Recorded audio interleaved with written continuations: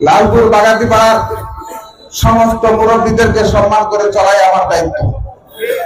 আজকে অনেক মুরব্বী এসেছে, যারা আসে নাই তারাও আসতে চাই, যারা অন্য কোথাও যায় তারাও প্রতিনিয়ত আমার সাথে যোগাযোগ করে, তারাও আমার সঙ্গে কাজ করতে চায়, কিন্তু একটা অলিখিত ভয়, পদ হারানোর ভয়ে অনেকেই যারা পদ পদবিতে আছে তারাও অতি কষ্টে আছে। ভয় ভীতি দেখে তাদেরকে অনেককে আটকায় রাখা হয়েছে। আমি লালপুর বাগাতিপাড়ার মানুষকে বলতে চাই, আমার লালপুর বাগাতিপাড়াতে আজকে 43 বছর ধরে আপনাদের সাথে রাজনীতি করছি, আপনাদের ছোট ভাই হিসাবে, আপনাদের সহকর্মী হিসাবে, আপনাদের সহযোদ্ধা হিসাবে। কারো প্রতি কোনো আমার অভিমান নাই, কারো প্রতি কোনো আমার রাগ নাই। আমার বিরুদ্ধে যে সমালোচনা করেন আমার কোনো আপত্তি নাই। অনেক বড় ভাই, অনেক ভাই, আমি জানি লালপুর বাগাতিপাড়াতে যারা আজকে আমার সমালোচনা করেন তারা অনেকেই আমি তাদেরকে তৈরি করেছি। আমি তারপরেও তাদের প্রতি আমার কোনো ক্ষোভ নাই, কারণ আমি জানি লালপুর বাগাতিপাড়ার বিএনপিকে আমাদেরকে ঐক্যবদ্ধ করতে হবে। আজকে ঐক্যবদ্ধ করার ধারা শুরু করেছে। আপনারা বিভিন্ন ওয়ার্ডে কর্মী সভা করছেন, সেই কর্মী সভায় শত শত না কোথাও কোথাও হাজারের উপরে ওয়ার্ডের কর্মী সভাতে উপস্থিত হচ্ছে। টাকা লাগে শুধুমাত্র যদি শুনে ত্রিপুর একটা কর্মী সভা, ত্রিপুর পক্ষের একটা কর্মী সভা, এখানে পদ নাই পদবি নাই, সবাই ঐক্যবদ্ধ ভাবে এইটা পালন করছে, করতে যাচ্ছে, মানুষ করে আসছে।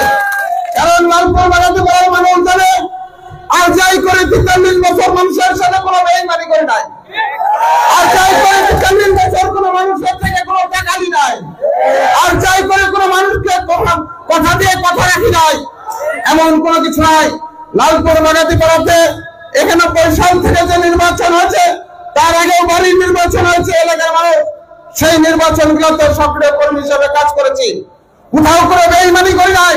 ফজলুর রহমান পরেও অবশ্যই আমি সম্মান করি, তিনি আমার নেতা ছিল, আমরা তাকে স্মরণ করতে চেয়েছি, আমাদেরকে স্মরণ করতে দেওয়া হয় না।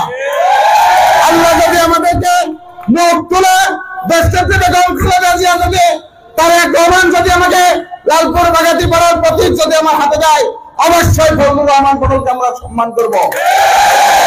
যে সম্মান এখন ঘরের মধ্যে পালন করা হয়। আজকে দীর্ঘ 17 বছর এই অঞ্চলের কর্মী হিসাবে, এই আপনাদের সন্তান হিসাবে ঢাকার রাজপথে কখনো জেলখানায়, কখনো ফেরারি জীবনের মধ্যে অন্যের বাড়িতে পালিয়ে বেড়েছি, পালাইতে গিয়ে অনেক সময় গাছে নিচেও ঘুমাতে হয়েছে, তারপরেও রাজনীতি ছেড়ে যায় নাই। বেগম খালেদা জিয়ার নেতৃত্বে, তারেক রহমান নেতৃত্বে আগামী দিনে জীবনের শেষ দিন পর্যন্ত রাজনীতি করে যাব, এই প্রতিজ্ঞা নিয়ে রক্ত যতক্ষণ পর্যন্ত থাকে সেই প্রতিজ্ঞা নিয়ে রাজনীতি করছে।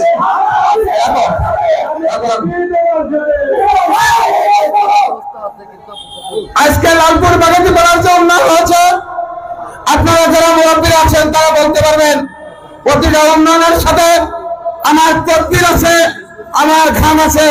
কেউ বলতে পারবেন না কারো কাজ করে দিয়ে একটি টাকা আমি নিয়েছি, কেউ বলতে পারবেন না কারো নাম ভাঙা আমরা বাড়ি গাড়ি করছি।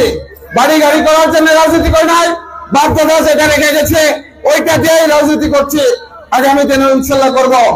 আল্লাহ যদি আমাদেরকে সুযোগ দেয়, অবশ্যই আপনাদের লালপুর বাগাতিপাড়ার মানুষকে সারা বিশ্বের ওয়ার্ড বাই যে কথা বলেছে, ফরিদপুরে নয় সারা বিশ্বের কাছে লালপুরকে সমাদৃত করতে হবে, লালপুরের নাম প্রতিষ্ঠা করতে হবে।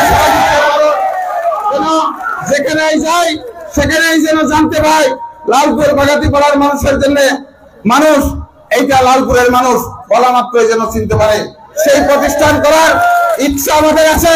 ব্যক্তিগত পদ পদবীর জন্য আমরা কোথাও দৌড়াচ্ছি না। আজকে উপরে অন্তর্বর্তীকালীন সরকার, এই সরকারের পদ পদবী নেওয়ার জন্য রাজনীতি করি না, রাজনীতি করে ধারাবাহিকভাবে মানুষের জন্য। লালপুর বাগাতিপাড়া নয়, এদিকে দূর দুনিয়া থেকে শুরু করে আমরা আগামী দিনে যে বাড়ি উঠে গণজোয়ার সৃষ্টি হয়েছিল, সেই গণজোয়ার আবার আমরা সৃষ্টি করতে চাই। গণজোয়ারের মধ্যে দিয়ে সকল ষড়যন্ত্রের দাঁত ভাঙা জবাব দিতে চাই। সংগ্রামী নেতৃবৃন্দ, আগামী দিন অবশ্যই এমপি হবে। এমপি বিগত দিনে হয়েছে, ফজলুর রহমান পটলে মরার পরে অনেকগুলি এমপি হয়েছে। হয়তো আল্লাহ জানি না কবরে কি রেখে আছে, অন্য কেউ যদি এমপি হয়, এমপি হবে। লালপুর বাগাতিপাড়ার মানুষের ভাগ্য উন্নয়নের জন্য এমপি হবে না। জন্ম যখন লালপুরের মাটিতে হয়েছে, মৃত্যু আশা করে মৃত্যু লালপুরের মাটিতে হবে। জানাজাও আপনাদের চাই। অন্য যারা এমপি হতে চায় তাদের জানাজা কোথায় হবে জানি না, তাদের কবর কোথায় হবে সেটাও আমরা জানি না। আপনারা বুঝে নিন, সেই কারণে আপনাদেরকে সিদ্ধান্ত নিতে হবে। আপনারা লালপুর বাগাতিপাড়ার নেতৃত্ব লালপুর বাগাতিপাড়ায় রাখবেন না লালপুর বাগাতিপাড়া নিয়ে অন্যান্য বড়াইগ্রাম গুরুদাসপুর নাই, অন্যান্য এলাকার নেই, মানুষকে দাঁড়ে দাঁড়ে ঘুরতে হবে লালপুর বাগাতিপাড়া মানুষকে। সেই সিদ্ধান্ত লালপুর বাগাতিপাড়া।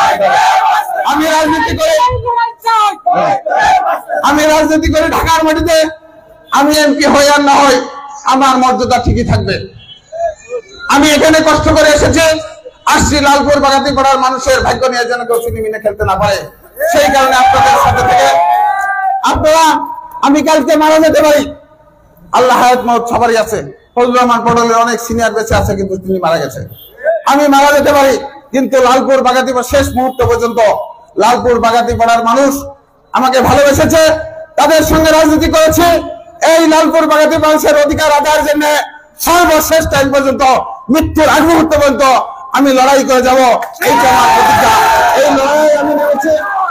আপনাদের অনুরোধ জানাবো, কালাম ভাইয়ের সাথে আমার সম্পর্ক আজকে নতুন না। আজকে এখানে যারা বসে আছে সেই মুরব্বীরা বিএনপির সৃষ্টি করেছে। আমি প্রথম সারি থেকে শুরু করে যে নামগুলি দেখছি, এরা কিন্তু বিএনপিকে সৃষ্টি করেছে।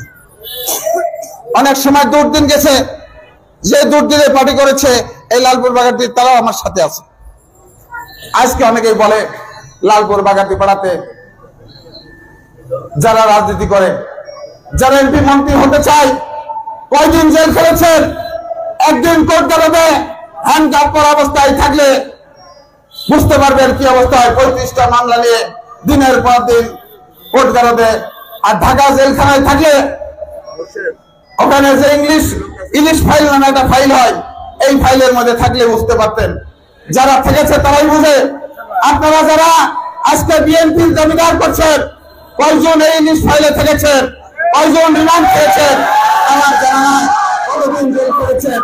সংগ্রামী সাথী ও বন্ধুরা, 17 বছরে লালপুর বাগাতিপাড়ার বাড়িতে কয়জন বেগম খালেদা জিয়ার পক্ষে মিছিল করেছেন, কয়জন তারেক রহমানের পক্ষে মিছিল করছেন, কয়জন হরতালের পক্ষে মিছিল করেছেন। ঢাকার রাজপথে যখন 10 জন থেকেছে, সেই 10 জনের মধ্যেও আমি আপনাদের ক্ষুদ্র সন্তান হিসেবে আমি থেকেছি। ঢাকার যত ক্রাইসিসের মধ্যে দল দায়িত্ব দিয়েছে, খুঁটি পোতা থেকে, বাঁশ পোতা থেকে, মঞ্চ তৈরি করা থেকে শুরু করে, অনেকেই থেকে শুরু করে মাইকের শেষ সীমানা পর্যন্ত প্রোগ্রাম সমাবেশ শুরু করেছে।